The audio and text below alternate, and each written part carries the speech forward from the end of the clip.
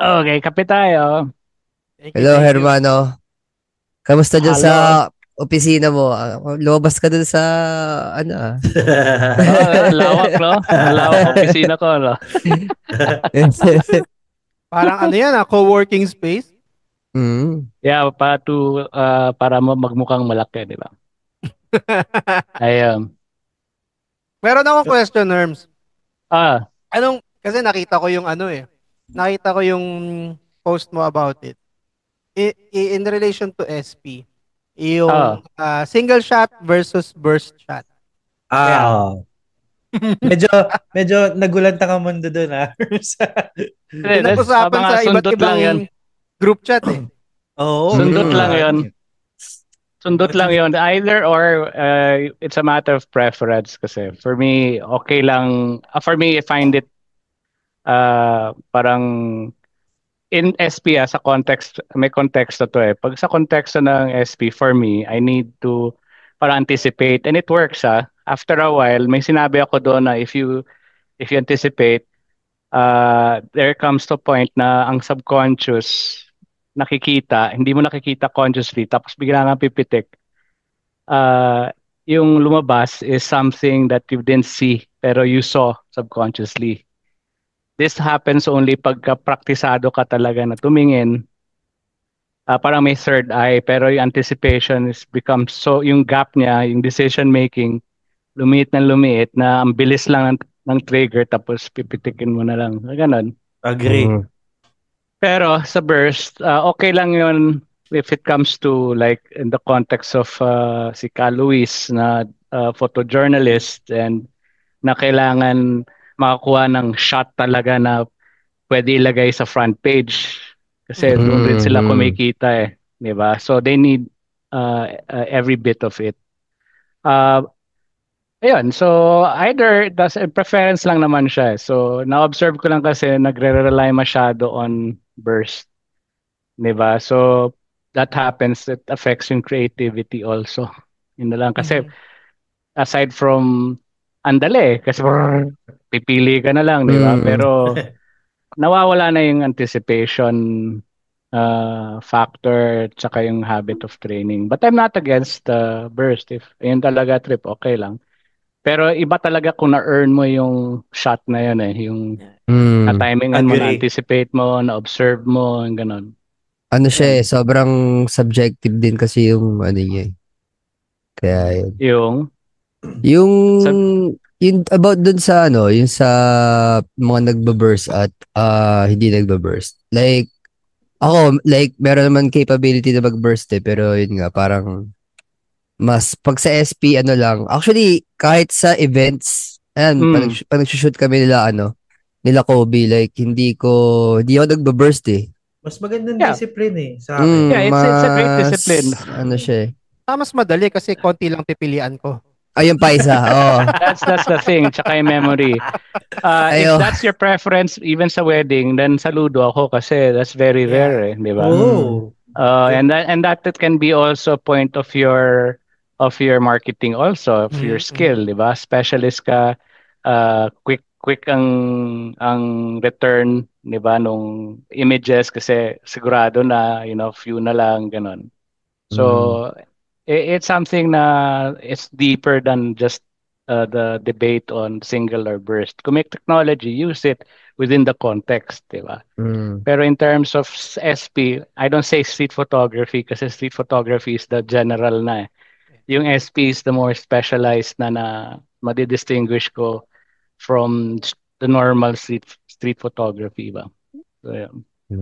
Pero it's nice. It's a nice discussion. There's nothing right or it depends on at the end of the day yung preference, 'di ba? Pero it's nice to talk about it kasi at least nauudyok yung thinking cells sila, 'di ba? Ikaw, Ayan, Hopes, critical thinking. nagbe-burst ka ba sa Single ako SP? kahit hindi ko nakagawian na burst. Single ka, ha? Single shot. Pero hindi ako single. Yun. Single shot. Ako Single shot ako. din eh. Kahit sa Meron dyan wedding. shot. Gusto. Kahit sa sa wedding. pantry. Single shot Diba? lang din. Ano Parang, ano Yeah. rin eh. May halin tulad mo rin siya sa ano eh, yung mga may napapanood kasi ako recently sa YouTube yung mga ano, Ah, yung mga may high megapixels na camera like mga 61 megapixels. So parang mas oo nandun na yung tipong pag nag-crop ka maganda pa rin yung quality pero yun nga mas nagiging tamad eh. Mas nagiging ayun, tamad that's na another subject, diba? mas nagiging tamad ka na mag-compose eh. Kasi inaasa mo na doon na hindi may 61 ano ako eh.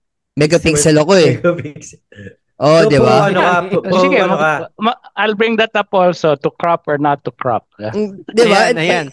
May ano siya eh. Kumbaga meron siyang ano rin eh. Psychological ano eh. Ah, Yun yung ano lang. yeah. so Diba, po, But yun, single the ka, point parang, of so single shot. the point of the opinion kasi to bring it out is for people to have discussion. It's free to dialogue.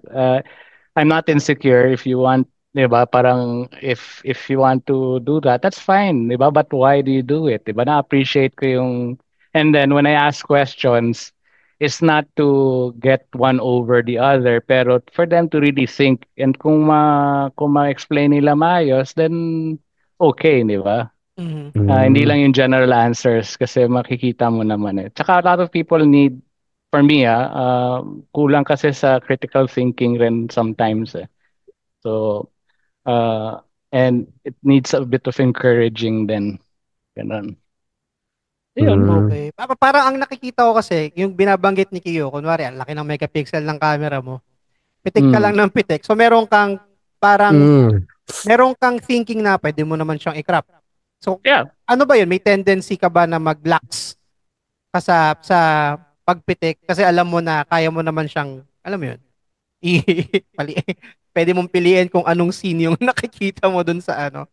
Kung Yeah. sobrang Pero laki ng come to think of it, megapixel. that's a really nice observation, Hermano Kiyo. Kasi Uh, I didn't realize na pwede pala siyang pagka mataas yung megapixels, diba? Pwede siya Mm. i-crop na lang. Kasi kunyari, you have a fixed focal length and then hindi mo na abutan, diba? Pero na-capture ng camera mo but Mm. you have this megapixels, then you can crop to that scene na lang, diba? Yeah. But that's interesting. Kasi Ah, right now, para most are cropping also, di ba? Makikita mo naman mm, kung cropped or hindi, di ba? Pero with Mm. the high megapixel marami. count, hindi na halata na naka-crop kasi sa taas nung kanyang, di ba? Pero pag tinanong mo yung focal length, hindi match yung focal length distance nung, Ah, ah. Oh, you yun know. nga lang, yun nga lang. Obvious siya, Mag-iib. obvious. Pero for the Mag-iiba. pixel peepers na yan, yung talagang OC na talaga. Pero Ayan. up to what point nyo tatanggapin yung crop? Well, Halimbawa, may personal, tanong ako subjective. dyan, Herms eh. Pagka nakita mo Mm. naman yung intent, kaso yun nga, maano yung focal length mo. Pero alam mo yung intent mo, okay lang ba yun? Kung halimbawa, nag-ESP ka. It's a guide. For me, it's a personal preference. I crop also pag kailangan like 10-20% to get rid of the elements, di ba? Pero kung yung like some of our elder friends, makikita mo talaga na crop talaga to the point na sira na yung sabog na yung pixels, yung Mm. ganon. If that's the case, then yung quality ng photo na compromise na. Is it bad or good? It depends on yung discipline. Natawa si Kevin sa Elder eh. Uh, but you know, if they express themselves that way, then fine, diba? Pero I wouldn't prefer it, but you know, kung ganun talaga sa kanila, diba? Parang sila yung ano eh, may tendency maging purist dahil sa practice. Good morning! Yeah. Magandang Good hapon. morning. Good morning. Good evening. Good afternoon. night. Good night. Welcome sa podcast. Welcome. Ayun nga, as I was saying, parang yung mga elders yung mga may tendency na maging purist kasi yun yung naging practice nila. At the same time kasi siguro yung technology na meron ngayon hindi pa available that time. Mm. Mm. Pati contest dapat nakahiwalay sa kanila eh. Dapat save more yung... And na-observe ko na really ayun yung kinasanayan nila, habit na and practice. So there's nothing inherently bad kasi that's their preference, di ba? There's nothing actually good. But if they're willing to still express their art that way, then that's their path, di ba? And maraming matututo yung mga new ones sa kanila kasi they've gone through it eh. So sabihin, will it work for me or not, di ba? Gabay pa rin sila. Pero yung pag-crop, Herms, may question ako. Yung nagka-crop na ng sobrang liit, hindi ba equivalent na rin siya sa spray and pray? Di ba? Parang ganun. Kasi parang pipili ka na lang ng eksena dun na papasok sa frame mo, no? Sa frame mo eh. Crop to prop, di ba? Pero if we go back in history, marami rin nagka-crop eh sa film. Alam ko yung kay Bresson, Herms, di ba? Crop yun eh. Yung tumalon. Elliot Erwitt, yung mga dogs. Diba? Elliot Erwitt. Diba? Crop din. May isang specialist rin na pinoint out rin yan, diba? Na nagka-crop rin naman sila, diba? So these are... again, it's the artist's intent. If it looks better that way and then magandang quality and product, then yeah, that's fine. Again, it's a discipline. If a person follows that discipline, then good, di ba? If they don't, then okay, then it happens. Diba? As long as authentic sila sa sarili nila. Kung sinabing pag tinanong na crop, di sagutin, crop po. Oo, di kesa naman yung hindi, di ba? Hindi to crop. Tatanggi mo, di ba? 50 mm kaya to. Pixelated na. Depende sa kausap mo. Kung yung kausap mo, alam mo na ayaw nagka-crop. Hindi crop to. Pero pag okay lang, crop. Balimbing eh, no? Yeah, kasi nakakahon eh. Nakakahon siya na it should be this or that or neither, di ba? And that becomes dangerous because ang nagiging tendency nun is to impose. So I would rather have people propose than impose. So it's okay to propose, di ba? It's free speech like that. But pagka naging imposition na this is the way, ito dapat, no cropping, no burst, no like that, then that's kind of imposing already, di ba? Which is fine because now I know that I'm going to follow the discipline of not cropping as much as possible, or I'll set my limit, siguro 10% or none at all, di ba? That's a guideline for my creativity. Kumbaga, if people don't accept that, then tayo na lang mag-digest. Kasi there are people that are going to be grouping to that, diba? But I'm not also na wag nang pansinin, diba? They have something to share, diba? Yes. Yeah. Teka lang, matanong ko lang si Kobe, no? Kamusta yung mo, Kobe? Yung Lakbayaw experience mo pala netong nakaraan na araw. Ayun. Nung Lakbayaw kasi, ang kausap ko nun si Kuya Artie kasi sa kanya ako sasabay. Tsaka sa kanya ako nagtatanong kung saan yung meet up, ganyan, saan magpa-park. Parang yung in-explain niya sa akin nun, masikip. Tapos, ang daw, pwesto ka lang sa isang lugar. Tapos, madami ka nang makukuha doon. Although, pagdating ko doon, maluwag eh. Hindi siya yung ine-expect ko na sinasabi niya. Pero yun kasi yung nangyari last year. Tapos, ang nangyari doon sa Lakbayaw, so iba. Iba yung nasa expectation ko. Pero, yun, personally kasi yun din yung parang kino-consider ko as second photo walk ko after Traslasyon. Hindi. After 2 years. Yung traslasyon yung una. Kasi tagal ko nagpahinga eh. Diba? Tagal ko nagpahinga. Sumasama ako minsan Olympics ka. Hindi, pero sumasama ako for the tropa lang. For the For the tropa. Ganyan, for the fun, to breathe. Pero hindi para talaga, hindi primarily para pumitik. So ito yung kino-consider ko na second ko for this year. Which We will relate or I will relate later sa topic natin for tonight. Ayan. So kung madidinig ninyo, people, guys, again, good morning, magandang tanghali, and good night. Meron tayong fourth voice na naririnig dito sa podcast. I would like to introduce the contemplative maniniyot, Hermano Miguel Lisbona himself. You can introduce yourself, Hermano. Yeah. Hello. Thank you very much. Muchas gracias for the invitation to talk about an interesting topic. And of course, I'm Jose Miguel Migs Lisbona. I'm living in Davao for about 13 years na, or actually mag 15 years na sa October. And then I came from Manila. I've lived all my life there. My last job was at the De La Salle University. I was an educator there sa Manila. And then we went to Davao. And andito kami for my wife's naging branch manager siya rito. So parang nag-migrate na kami. And I've been doing some interesting stuff with photographers here, and I encourage them. And then nagli-lead ako ng mga activities dito. But I've been in photography already for like siguro since the 2000s pa.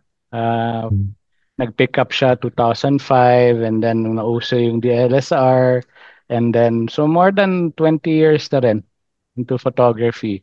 I started with contemplative or minimalist yung everyday, and then I started street photography siguro mga 2012. Mali pa nga yun ang ginagawa ko nung kasi self-study lang, di ba? Pero I joined the group in 2015 dito, yung Davao, what's this? Streetwalkers DC. Ayun eh. SWDC. Tapos naging SWPH, naging member ako doon. And then I became one of the admins. And then from there, we've been organizing a lot of exhibits, talks, photo walks. Community dito sa Davao, medyo kaunti lang, mabibilang mo ang true practitioners ng SP. And then, and I started getting into the education and encouragement parts photography. I encourage photographers to shine, basically, ayun yung why ko. And it's been helpful. Low-key, as of the last 2 years, because I've been focusing on personal assignments, and then still sharing my point of view sa contemplative maniniyot. Tatlo ang genre ko kasi I equate it as a pendulum. Pagka hyper ako, 360 yung photography. Pagka nagiging contemplative ako, naging contemplative photography or minimalism. Tapos ang balancing ko is SP. So ayun yung ginagawa ko ngayon. So basically why I do photography is to see photographers shine in whatever they want to be creatively. So, ayun. That's me. Gusto ko sabihin kanina, the finder of the lost. The polisher. Ayun. As I've mentioned a while ago, yun nga, kasi nga parang 2 years akong halos hindi talaga pumitik sa kalsada. Tapos, recently, etong isang araw kasi, I was walking, intentional walking ako. Tapos, nag-clear lang ako ng utak ko, and then I realized, nasa creative block pala ako. Without me even realizing within that span of 2 years. Parang all along, kasi namatay yung father ko. Tapos, parang, nagkaroon ng family. So yung focus nabaling sa iba. Tapos at some point feeling ko napag-iiwanan ako. Tapos parang ano siya Paano ba explain? Basta parang sama ako sa pitik. pero hindi ako mag-upload. Tapos, feeling ko wala akong pitik. Yung ganon. Mm. So parang ang reason ko lang talaga is to really bond pagka lumalabas. Over this past years kasi, kami, napag-uusapan din namin yon. Kasi si Cleo, si Kevin, Yeah. na ano rin sila sa creative block eh. So gusto kong tanungin kung paano yung experience ninyo nung nandun kayo sa point na yun. Ako muna. Sige. Teka, may Yeah. tanong lang ako kay Kobe. Okay. Sige. Yung mga panahon na sumasama ka sa photo walk, sinisilip mo ba yung mga pitik mo or wala? Sinisilip ko yung mga pitik ko.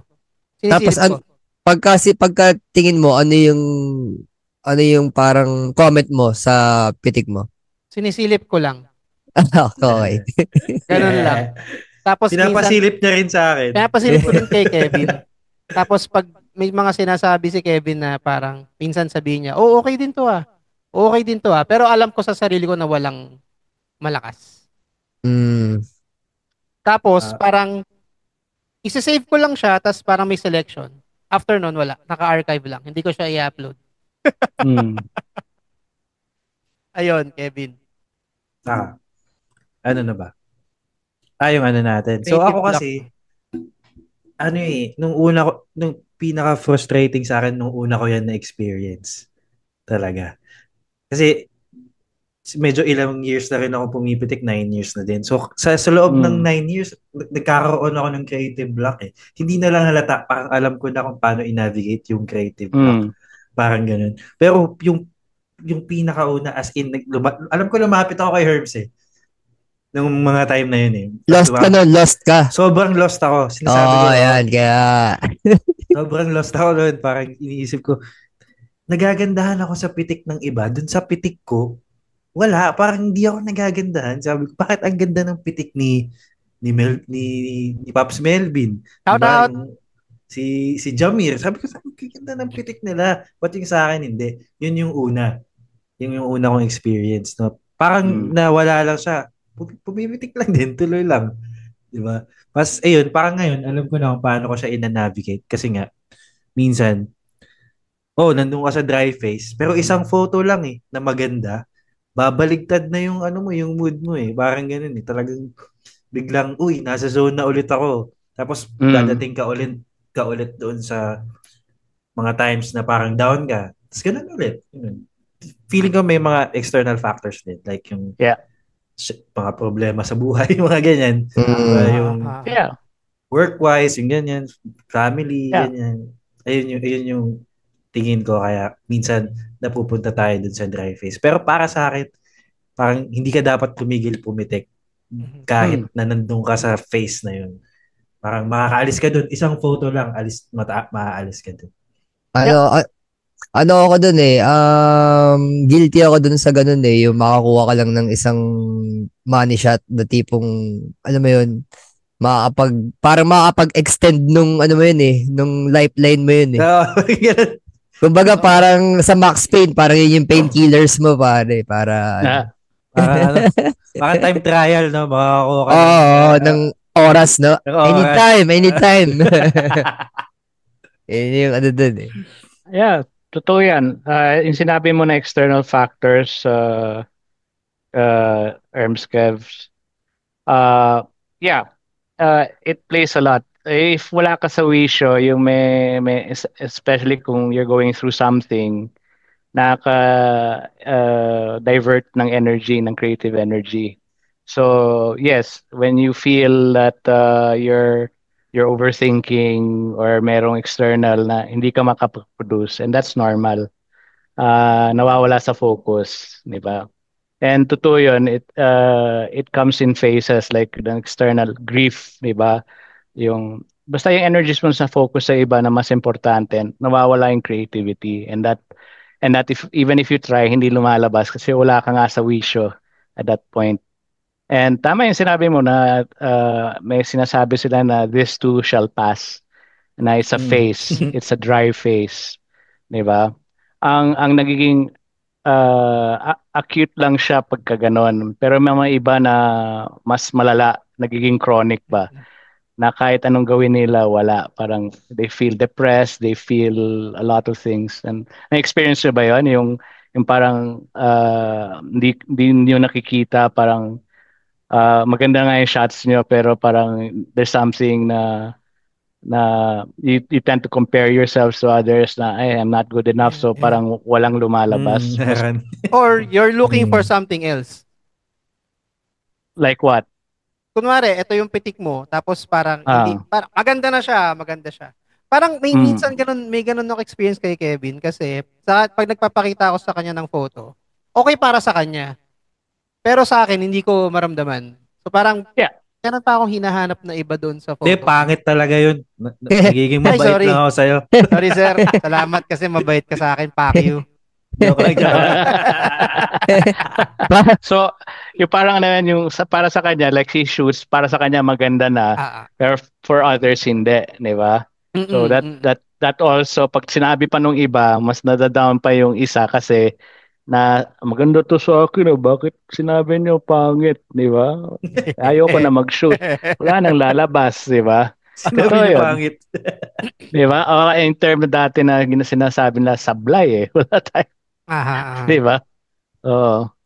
Pero mahirap yun yung may blocks sa ganun, external na caused by external. Yes. Pero in the end, sa atin pa rin yun yung choice pa rin natin on how we can go about it, di ba? Anong pinakamalala na creative block na feel nyo? How long? Tagal ba? Ano ang duration ng blocks nyo? Ako years. Diba? Months. Ako, matagal din sa akin. Hindi matagal din. Feeling ko nung mga panahon na nag-uusap-usap kami, feeling ko si Kiyo yung may pinakang malalim na creative block. Totoo. Oo. Tapos, di ba? Ako naman feeling ko ako yung pinakamatagal. Pero kasi may external factor Kay Kiyo. Pwede na ako mag-quit Yun na yung papunta na siya doon. Kasi creative blocks for our listeners, for our viewers na hindi nakakalam. Ito yung mga common frustration for all artists, no, of all mediums. Street photography is no exception. Ito yung parang nasa-stagnate ka, di ba? Parang it becomes a stagnation point, tapos parang nawawala ka na motivation or inspiration. And ang kalalaahan nun, may parang sense, may takot ba or failure or self-doubt. Ayun yung pinakamalala, di ba?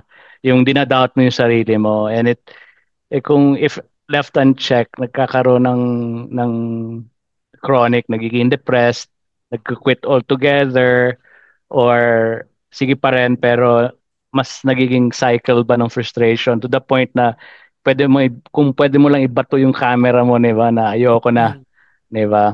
And unfortunately, there are some that I've seen over the years na hindi na pumipitik. Siguro wala na or hindi talaga nila kahiligan, but sayang, di ba? For the sake of chismis, pwede ba nating pangalan?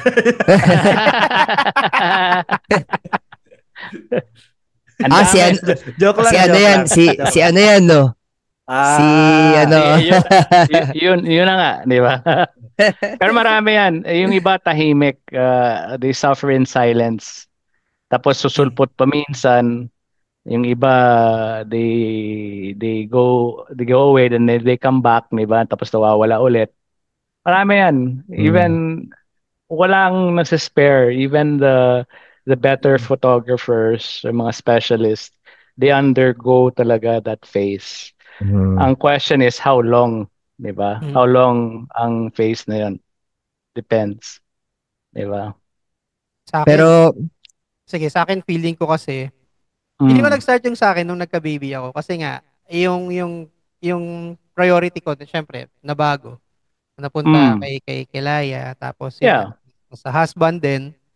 Tapos yun nga, basta sunod-sunod siya Parang every year after nun, parang lagi kong sinasabi sa sarili ko na this year pipitik ako ng marami, magiging visible ako sa tao or sa social media, ganyan. Pero laging hindi siya nagtutuloy. Tapos parang ang pinakang malalim ko na noon was nung nagkasakit si daddy, tapos eventually nga namatay.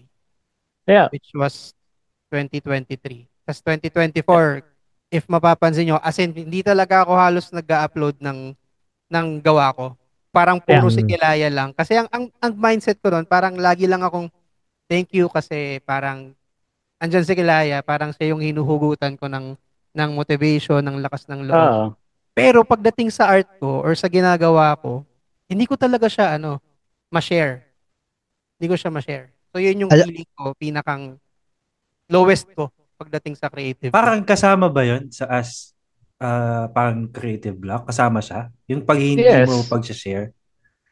Well, no. There are two ways eh. Yung mga hindi nag-share, like me, I don't share. I have shots I've been taking since, yung ko lang sinishare, yung from last year, di ba? Because that's a choice. It's something to do with my creativity, di ba? My process. But it doesn't mean that I have a creative block. So absence doesn't mean na nagsa-stop. Okay. Di ba? Ang on the other hand, kung hindi siya nagsasama, talagang walang pitik because of burnout and fatigue, and that's another thing altogether. So you have to ask, di ba? Pero don't assume na people tendency kasi sa social media kailangan presence, 'di ba? Kailangan may post ka. Nagiging pressure point rin yan na you need to post kagad, 'di ba? Or you need to post, and that leads to burnout kasi imagine you have to post every day, 'di ba? Para to be relevant and to have that presence. Ano yan tawag sa social media presence, 'di ba? Presence. Pag wala ka sa social media, you don't exist. Baga. Tama. Dahil sa States, wala ng TikTok, di ba? Maban na. So, dami nag-freak out, di ba? Dami nag-freak out. Kung mawala ang Facebook, mawala ang Facebook, ito tanong, kung mawala ang Facebook, mawala ang Instagram, paano are we still able to express ourselves without sharing? Yun, nice isang question, diba? Magandang tanong. Di ba? Ako kasi noon nahook ako mag-shoot ng photos sa cellphone dahil merong Instagram na alam mo yun na ma-share ko yung mga gawa ko. Pero wala pa akong like hindi pa SP yung genre ko. Parang parang snapshots ata yun. Diba? Trip lang. Na ma-share mo sa mga tao. Yun lang yung ko nun. Kaya in a way, parang that's why Instagram was made for people like you before na gusto lang mag-share ng daily nila through pictures, di ba? And since Meta got into it, medyo nag-evolve na siya into something else. Na yun, they screwed, iba na yung sa homepage. Kung napapansin nyo, 16 by 9 na yata, 14 yung instead of squares. Di ba? 4 by 3. 4 by 3 pero may option pa rin maging square, di ba? But the point is, di ba, may platform to share. Yes. So nalilesen yung creative block kasi nakikita niyo yung iba, nagse-share kayo, na-inspire kayo, di ba? So ganoon. Kung mawala bigla yun. Yun nga yun yung isang dun eh. Pero naman yun eh. Yeah. Feeling ko parang phase yun eh. Kumbaga parang habang tumatagal kang pumipitik, nag-iiba rin yung mo eh, yung parang reason mo eh, mas lumalalim siguro yung reason mo kaya ganun.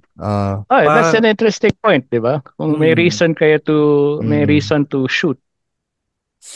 Di ba parang yung ibang walang purpose to shoot, yung bigla shoot lang ng shoot, di ba? Walang purpose. Yung goals mo din depende kung nasaan journey ka na ng photography mo yun. Parang that's true.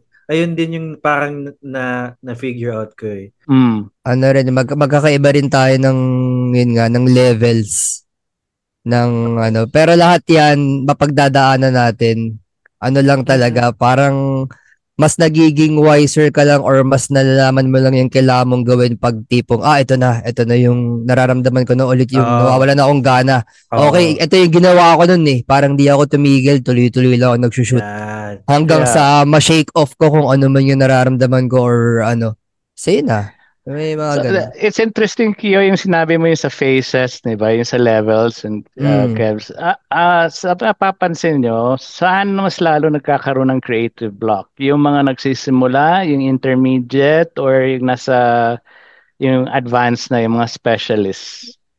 Saan na-observe nyo? Tanungin Sino natin yung mas advanced. frustrate? Tanungin natin yung advanced. Sino bang advanced dito? Advance mag-isip ba o ano ba? Specialist, yeah, it's not being mayabang, di ba? Pero yung experience na, kumbaga, di ba? Mas na experience ba nila yung creative block or yung sa baguhan, na experience ba nila? Or it's an interesting question, di ba? That's an interesting question. Feeling ko din walang tamang sagot. Hindi, ako naman, may sagot ako dyan. Feeling ko yung mga baguhan, hindi pa nila ma-experience yan kasi yung apoy nandyan pa eh. Nandyan pa yung apoy, andyan pa yung tipong, matutulog ako ngayon. Tapos bukas, shit, pipitik ako bukas. Hindi, diba? They just want to share, di ba? Yun yung ano ko dati. Dati ganun yung mentality ko, yung tipong, tulog ako ngayon para bukas, gising ako maagas, pipitik ako, tas ayun, ganyan, ganito. Para pag biglang biglang may nagsabi sa'yo na, pucha, ang pangit ng gawa mo. Mag-quit ka na agad. Bago ka magsimula, mag-quit ka na. Hindi, ako, ginagawa kong fuel yun eh. Ang daming nangyari kasi sa ano ko na, ang dami ko mga naririnig or natatanggap na mga negative comments. Pero parang, ano yun nga, parang naging fuel sa akin yun. Siguro kailangan ko pa ng more negative comments para mas madagdagan yung fuel ko eh, no? Kaya, pero hindi lahat kasing mindset mo, ha? Oo, depende sa nagsasabi ng negative.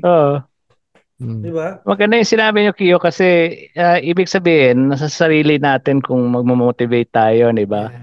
Or choice natin yon. Yung iba kasi, since wala silang external validation kung anong ginagawa, tapos tinitira pa sila, kung talagang solid sila, wala silang, yung sige lang, go lang, alam nila na parte to sa journey nila, they can get motivated, di ba? Pero kung nawawala sila ng inspiration, tapos binibilittle sila, di ba?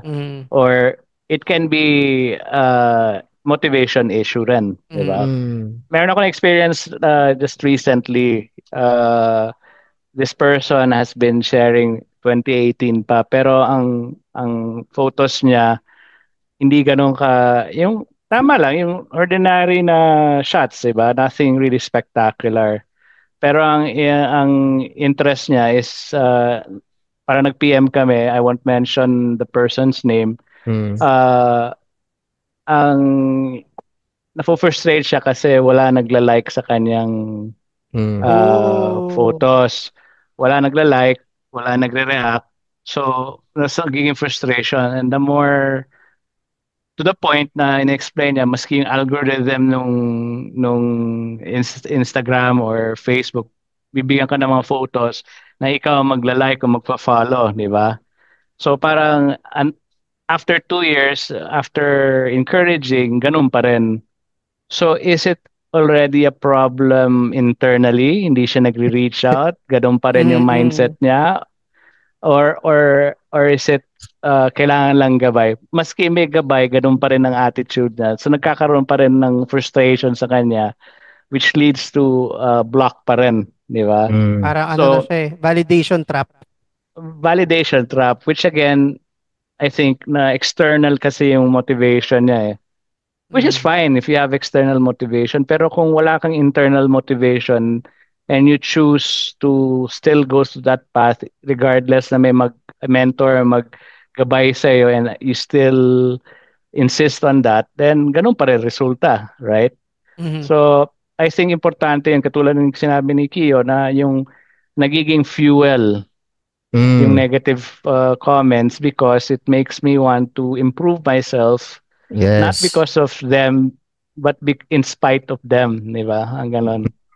Ayun. So, kailangan talaga may inspiration or motivation. Ganda. Kasi nawawalan yung lack of direction, di ba? So, parang tinatamad na lumabas para kay pa. Sasabihan naman sablay yung work ko eh, di ba? Pero, Herms, Is it safe to say na motivation waivers, so kailangan mo siyang pakainin ng pakainin? Well, there's a point of pandering na. 'Di ba? Yung pandering meaning na sasabihin mo lang just to please, 'di ba? But it's not helping.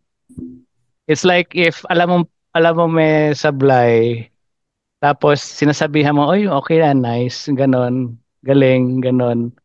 It doesn't help. It actually adds to the parang delusion na I'm improving nung pala hindi. Agree ako dyan. Diba? Parang pag-usapan na natin minsan. Nice shot. Yung mga ganun. We can't blame them kasi yung vocabulary, they don't know how to give feedback na yung defense paisa. kasi. So parang they resort to something na easier, di ba? It may be nice because siguro group or something, pero yung actual feedback na, huy, ang ganda. Why is it maganda? Why is it magaling? Maganda kasi yung ilaw, ganon, di ba? Yun, at least to have something instead of just putting yung those comments. Well, I'm not against it. It's just that kung mas makakatulong if in private, kung gusto nyo, di ba, mag-open up, para hindi part of the learning, kumbaga. Diba? Pero paano mo siya sasabihin? Kasi some might take it offensively. Parang, kunwari, ang alin, take offensively yung what? pagko-comment or yung paggabay mo, lalo na kung ano naman siya, parang hindi naman siya hinihingi. Unsolicited. Unsolicited advice. Actually, that's part of the skill kasi magpapaalam ka muna. Yung iba kasi diretsuhan Yes. Diba? Hindi ko naman hihingi, di ba? Tapos doon pa sa public comments, di ba? Pagka hiningi or you ask, pwede ba I love your picture, is there something na did you do something? What could you do differently? Yung ganon about it, di ba? Okay, fine. Parang napaka-bookish naman, di ba? Formal masyado, di ba? Hindi. It's a way. In order for someone to come in, you have to ask permission first, di ba? Kung magkakilala na tayo, wala na, di ba? Diretsuhan na tayo, ganon. So, it takes a skill also on how to give feedback. And I think there's a group. Rao has this yung critique Thursdays, diba? Critique sessions, which si Brian really wanted para ma-train niya into giving feedback na maayos. Maganda yon, and we need more of those para ma-educate. Shout out, diba? Brian. Hello. Shout out, Brian. Kay Brian Roldan. Diba? Shout out, Rao. So kailangan talaga 'yon. When going back, 'di ba? Yung if kung sablay yung work and you don't like it, then don't react to it, 'di ba? Just say, okay, if you really love it, then sincerely love it, 'di ba? Parang gano'n. That's fair to the photographer. That's fair also to the one giving it. Bakit mo gugustuhin ng isa na hindi mo naman gusto? Is it for the sake of camaraderie, or is it the sake for the group, or is it really to encourage, di ba? Personal ego mo lang. Pwede, di ba? Ma-feed. Pero let's not be delusional. Kasi hindi naman lahat gugustuhin di ba? May sasablay at may sasablay rin. Di ba? And how you take that is more important. If matured yung tao. Ganon.